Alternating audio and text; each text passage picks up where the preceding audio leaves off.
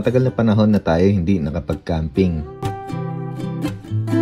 Kaya naman for today's vlog, halina at samahan niyo ako sa isang napakaganda at napakapayapang lugar dito sa Zambales. Pero sa pagkakataong ito, motor ang ating gagamitin. At sa sobrang excite ko, di ko na namalayan nahulog ang aking tent. Oo, nahulog. At sila ang nakapulot. Kung mahilig kang magmotor at mag-camping sa mga raw spot na gaya nito,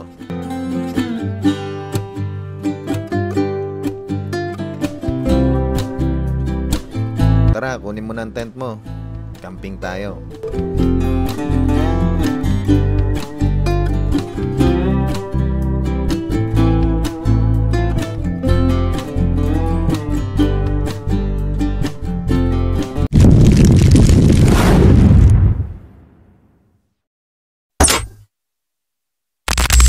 So, pares ng dati, hindi tayo komportable pag naka full gear tayo, pag nagpumotor. Gamit lang natin guys yung tsinelas. Hindi kasi ako talaga komportable pag yung maraming suot sa katawan. Pero wag niyo akong gagayan syempre, diba? Kailangan safety first palagi. So sana walang mahulog sa ating gamit. Sana naitali naman natin siya ng maayos. Medyo na rin, tirik na yung araw. Medyo hapon na rin. Actually ayaw ko na nga sana pumunta muna. Gusto sana pagpaliban dahil malapit lang naman. Medyo excited tayo guys. Matagal tayong nakapag-camping. Ilang buwan. Huling camping namin sa Danao, Luok. Dito pa rin yun sa Castilleos. Last upload na lang natin review nitong Ace Pro 2. Nakikita nyo yung bundok na yun guys. Yan ang ating pupuntahan. Yan tayo magkakamping. Pangalawa na nating punta yan. Hopefully wala pa nahulog sa ating gamit. Papunta na tayo dito sa boundary. Yung Angeles. Eto, dito yan. Dito, nagcamping na rin kami dito. Yung Riverside camping namin, dito namin ginanap yun. So hindi rin malayo sa amin, pero napakaganda ng view. Diyan sama namin si Kobe. Road close. Naku, bakit road close yan? Ginagawa kaya dyan? Sana pwede naman siyang daanan guys, no? Kasi kanina pa ako pabalik-balik. Lagi yung may nakakalimutan kaninang nagpre-prepare. Kaya sabi ko, tutuloy ba ako? Yun yung maano sa akin kanina kung bakit tinisip ko kung tutuloy ako o hindi. So ngayon naman road close. Pero mukhang motor madadaanan. Kasi rin naman puro wheels yung taga dito talaga. Sadyang ginagawa-gawa lang yung mga mga bako-bako, mga butas. Ayan na yung kabundukan Medyo lang talaga. Hindi siya yung ina-expect ko na kulay ngayon. Maganda pumunta dito pag yung after ng mga ulan-ulan. Kasi makikita mo talaga yung bundok. Green na green siya guys. Pag nasa Zambales ka, mapapadaan ka ba? Pag papunta ka ng San Marcelino, ito yung bundok na makikita mo sa left side. Ayan. From Olongapo to San Marcelino, ayan, nasa left side siya. Ito yung tinatawag na Maligaya. Dito na tayo. Ayun Uy, may nagdidit. So, meron agad tayo nakita nagdidit. Ayan. Ay.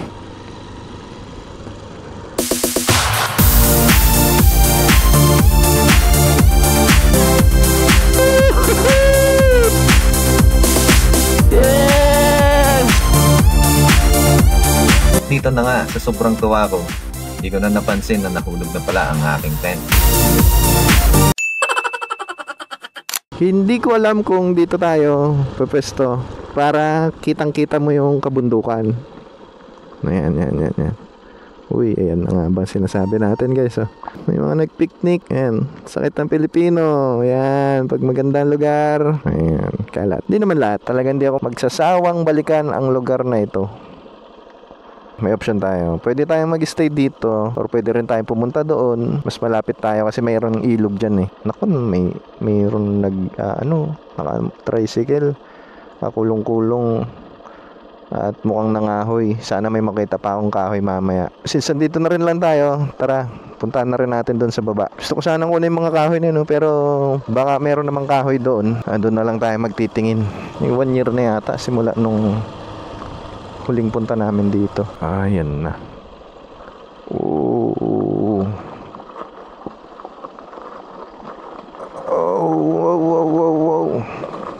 Oy, talagang dudulas ang iyong gulong kapag ay, ayan na. Naanod na yung kubo doon. Dati may kubo doon, so nawala na yung kubo. Last time nagcamping kami dito, dyan sa baba lang na yan.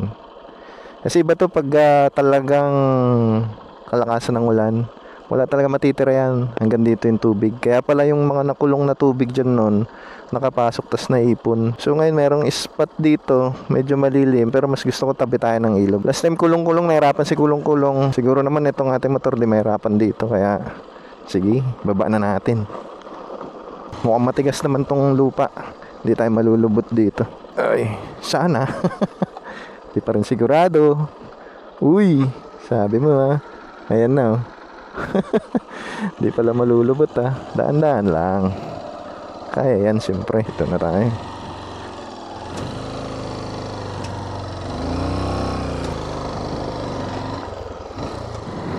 Kaya. Malambot naman yung gulong natin sa likod, kaya for sure to kayang kaya.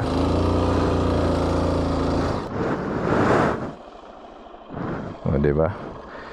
Kalabaw nga kaya eh. Ito pa kaya. Lapit pa natin.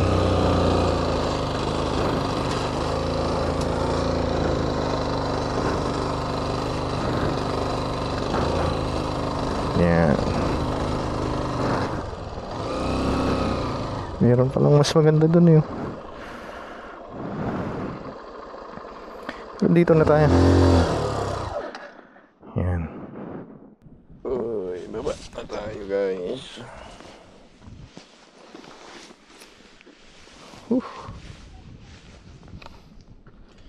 Medyo mainit sa pwesto natin.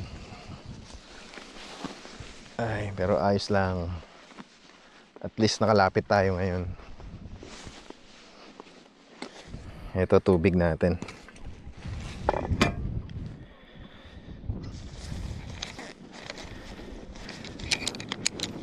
Yan. Last time na nagcamping tayo, wala ito. Bago lang yan. Tag-isa kami ni Mrs. So, speaking of si Mrs., naiwan siya ngayon. Enjoy na enjoy mga kabataan doon. Rinig na rinig yung boses. Ay! Actually, hindi ko talaga ginagamit itong si motor pagdating sa camping kasi hanggat maaari gusto kong kasama sila Mrs., sila Kobe. Yan. So, meron pala tayong hindi magandang balita sa inyo guys patungkol kay Kobe. Mamaya ko na ikwento. Mag-guys muna tayo kasi abutin tayo ng dilim. So, may mga bago rin tayong gamit pa dito. Actually, matagal ko nang nabili pero hindi lang natin nagamit. Ito. Bagong higaan natin. Maliit lang siya. Napaka handy. Mamaya makikita natin yan. So itong lamesa natin, dati naman na to. Hindi lang natin hindi lang natin nagagamit sa kulong-kulong camping adventure kasi alam naman natin yung bubong natin yun na yung ginawa nating lamesa. Kaya ngayon magagamit natin. Yan. Tapos ito, syempre, ang ating canopy. Dati naman na itong ating canopy na ito. Kung alam mo, ikakabit ko. Parang hindi na rin siguro. Kasi mamaya malilim na dito.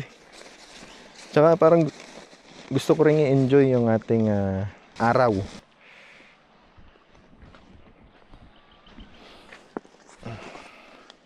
Ay! Nahulog yung tent natin. Ba't nahulog yun? Oo nga. Nahulog yung tent. Hindi ko napansin. Oo nga, nahulog yung tent natin. Hindi ko napansin Paano nahulog yun?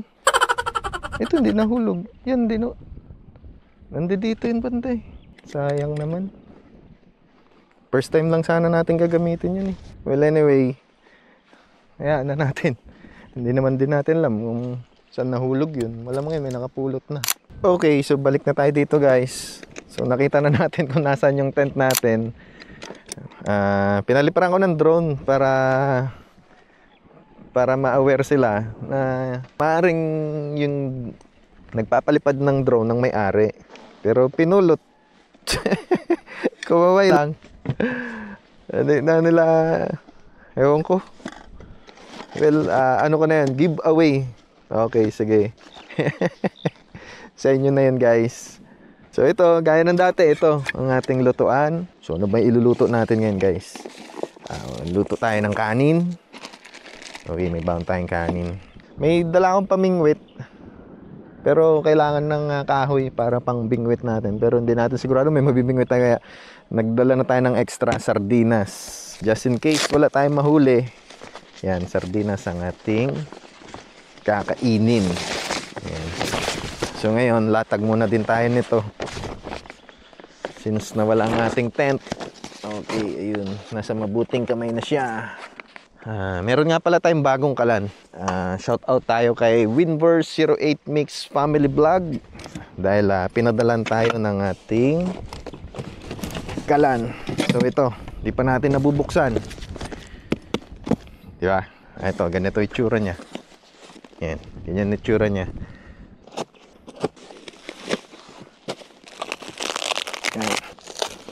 Winverse 08 Mix Family Vlog, thank you sa napakagandang kalan at mukhang heavy duty siya, mabigat.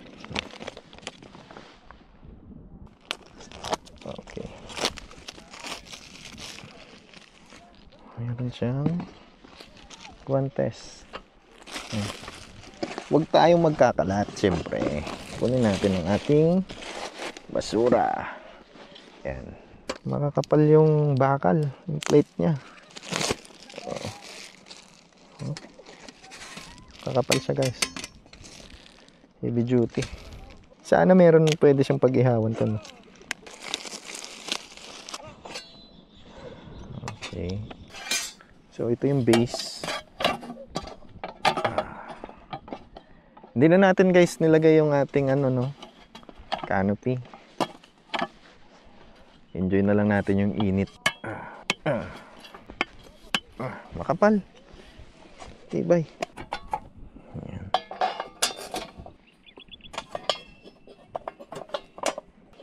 Ayan. All set, all goods. So ayan, ganyan siya. Ayan. Paano? Yun. Oh, ginagano naman kasi siya eh. Tinitwist. Oh, di ba? Tadan! Beautiful! So, thank you, Winverse 08 Mix Family Vlog, sa napakagandang kalan. Ayan. Okay, so tara. Maghanap na tayo ng kahoy. At tayo magsaing na. At tayo para makakain na rin. Woo! Ang ganda dito. For sure naman to mga tuyo to dahil yung mga nakaraan pa to sigurado. Oh. Ayan.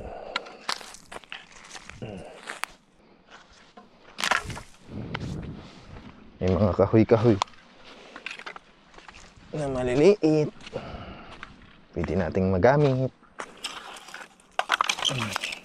Pero siguro tama na to. Ano lang may luluto natin? Kanin.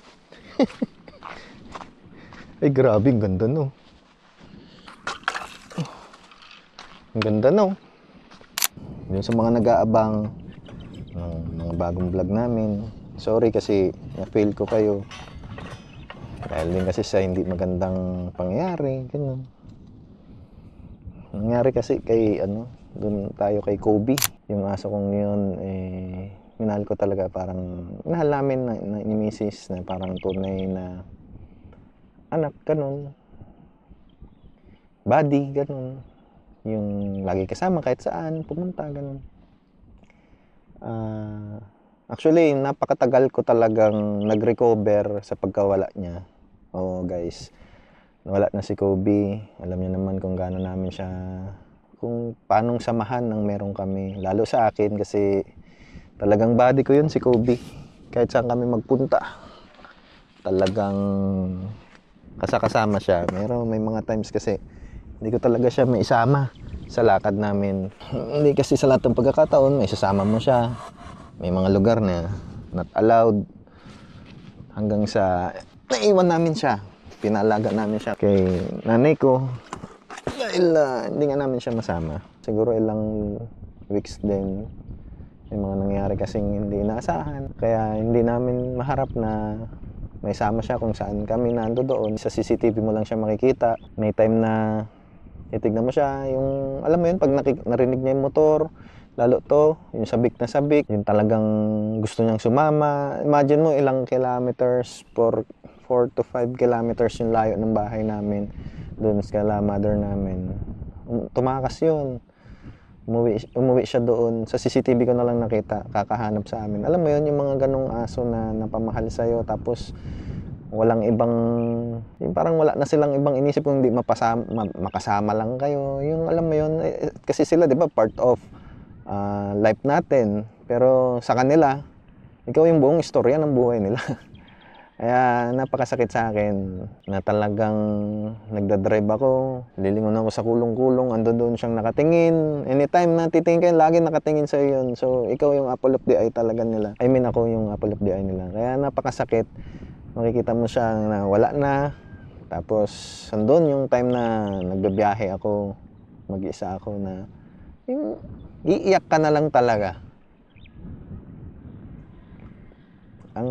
Alam mo yun, yung ewan ko sana na iintindihan niyo ako kasi napaka-drama ngayon ng ano ko. Pero dito ko kasi parang gusto ko na ring wakasan yung aming vlog. Although laking pasalamat ko talaga kay Kobe sa camping adventures kasi dito kami na monetize. Kasama siya, yung si Mrs. ko, syempre kaming tatlo. Gusto kong gawin dun yung makapag-camping kami around the world, yung nagagawa din ng mga kapwa nating vlogger na nakakapag-vlog sila, nakasama yung hayop nila kung saan sila. Ganun sana, gusto ko rin din yun kasi kaso nga lang sa hindi inaasang pangyari, ganun.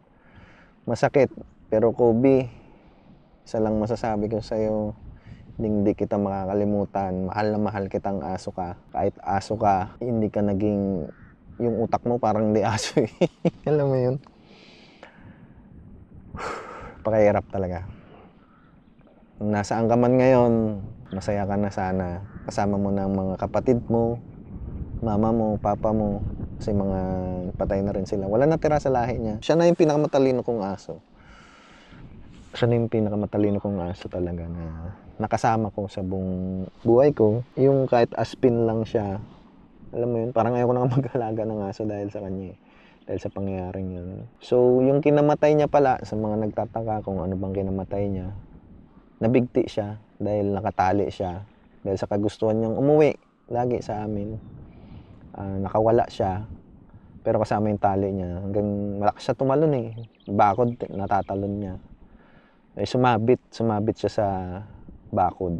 So matagal din siyang nagsaper na nakabigti. Hanggang sa nanigas na lang siguro siya. Pero makikita mo yung bakas nung scratch niya sa pader na talagang lumaban naman siya. Kaso nga lang, siguro may dahilan pa rin ng Panginoon kung bakit nangyari yun. Pero maraming salamat, Kobe, sa lahat. Nasaan ka man ngayon, sa lahat ng naging parte ka ng buhay namin, dumating ka sa buhay namin. Maraming salamat sa samahan.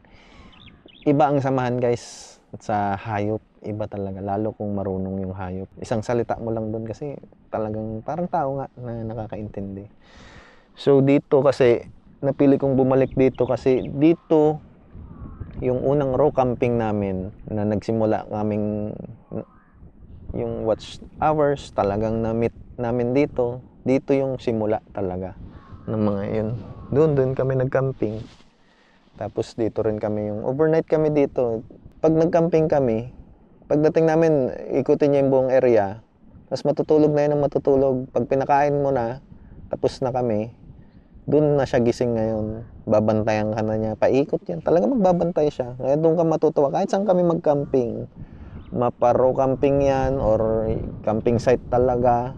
Walang makalapit na yung mga asong kalye, mga pusa. Andiyan dyan pagkain, hindi niya gagalawin yun. Babantayan niya lang yun. Kaya talagang nakakapanghinayang talaga yung sa nangyari doon sa alaga namin na yun. Wala naman ako sinisisi or ano. Sadyang masakit lang din talaga sa akin yung pangyayari. Kasi kumbaga sa ano, alam mo yun yung sa tao. Ay, taong kanto. Kasi alam mo naman taong kanto. Pag taong kanto yan, wise yan eh. Ganun yung nangyari doon sa aso na yun. Kaya hindi ko ni-expect na sa ganung klase siya mamamatay. Kasi hindi ko sa kalsada. Imagine mo ngayon, 4 to 5 kilometers yung layong bahay. Nakauwi siya ng walang galos, walang kaano-ano. Hindi dito yung puso mo na gusto mong gawin ang camping. Pero sa mga nangyayari kasi, napakahirap i-balanse sa amin. Sitwasyon ngayon. Kaya nag-switch ako, ginawa kong comedy. So kung i-check nyo si Facebook ni Uncle Seth TV, puro comedy na yung nandoon. Pero ito na rin siguro guys yung pagkakataon na introduce ko rin sa inyo yung channel ko sa YouTube is gagawin ko na siyang comedy. So sana guys, suportahan nyo pa rin ang aking mga vlog. Pasukin ko na yung comedy guys.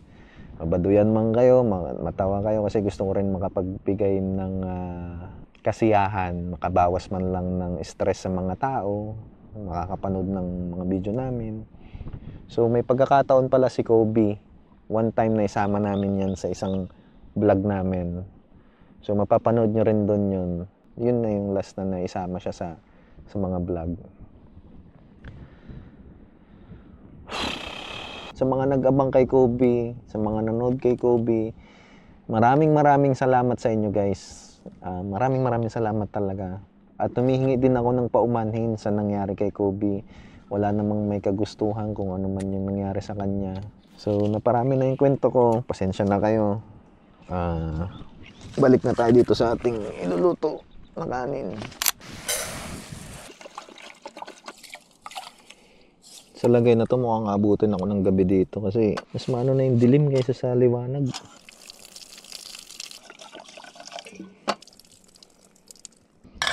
Yan. So maganda talaga tong kalan na binigay ni Winverse 08, no? Kitang-kita niya naman, no? Ang daming tao din pala dyan, no? Ayan, may grupo doon. Ayan. Tapos meron din dito, maliligo. Ayan.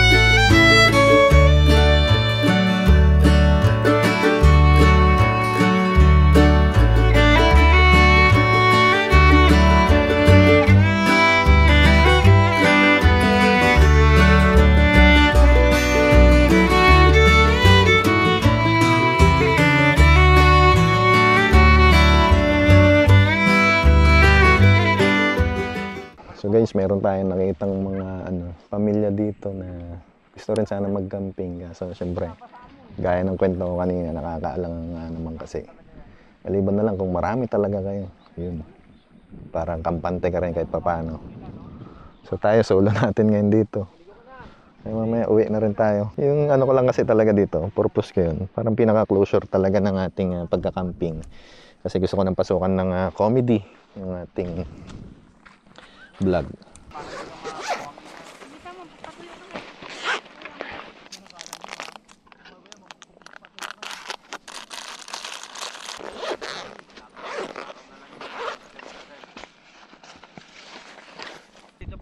Pag full moon, maliwanag po. Oo. Naka-vlog kami dito yun. Yun yung unang camping namin dito, na raw camping. Parang yung sa pelikula, pag yung manonood kayo mga horror. Multo. Di ba? Ang liwa-liwanag, bilog na bilog ang buwan, makikita mo bago lahat. So guys, nakaluto na tayo nung kikiam. Shoutout nga pala guys no, sa pamilya na nagpunta dito. Actually, di ko na natanong kung anong kon nila. Pero mga vlogger din sila.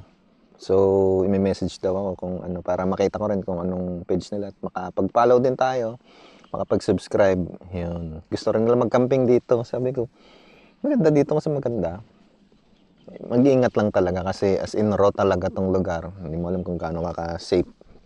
Ayun yung kasi number 1 na priority mo dyan yung safety. Safety first talaga. So ito guys, unang kagat, kikiam. Smoky. So bitin guys, bitin yung mapapanood nyo kasi sabi ko nga, hanggang dito na lang siguro yung vlog ko pala dahil wala tayong dalang ilaw, tapos nawala pa yung tent natin. So ini moment mamaya lang uwi na rin tayo. So, isa lang masabi ko para kay Kobe ang vlog na ito. So sana, saan ka man ngayon Kobe, mahal na mahal kita. Sana andiyan ka na sa rainbow na sinasabi nila na naglalaro kasama mga kapatid mo. Yun lang naman. At saka sana guys, follow nyo pa rin ng aking page or ang aking YT channel. Subaybayan nyo pa rin kahit na comedy ang aming ginagawa. So yun lang guys. So paano, hanggang dito na lang siguro ang aking vlog. Hanggang sa susunod na pagkakataon, mauulit pa rin naman to guys. Mauulit pa rin yung aming ganito. Kasi sabi ko nga, gusto ko yung ginagawa kong ganito. Siguro paminsan-minsan, hindi pa rin mawawala sa akin yung mag-rides, mag-solo camp. Or kung may kasama, maganda nga, sabi ni Bossing kanina. Bahala na, we'll see. Makikita na lang natin. So muli guys, maraming salamat sa inyong panonood at maraming salamat sa inyong pagsubaybay at sana sa mga susunod kong upload, lahat tayo nakangiti. Yun lang guys. So muli, thank you.